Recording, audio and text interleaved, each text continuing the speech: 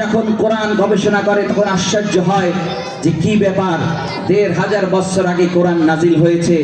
আজকে আমরা যেই রকেট আবিষ্কার করলাম চাঁদের দেশে যাওয়ার, আজকে আমরা যেই গুরুত্বপূর্ণ বিষয়গুলো আবিষ্কার করি, পবিত্র কোরআনে ১৫০০ বছর আগে সেইটা কিভাবে দেওয়া হয়েছে? জোরে বলেন সুবহানাল্লাহ। সমস্ত বিজ্ঞানের মালিক কে?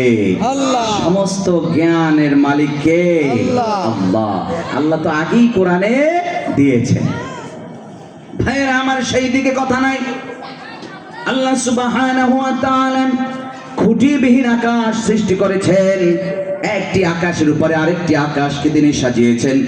সপ্ত আকাশ তিনি সাজিয়েছেন। এই সপ্ত আকাশের উপরে আছে সিদরাতুল মুনতাহা। জোরে বলেন সুবহানাল্লাহ।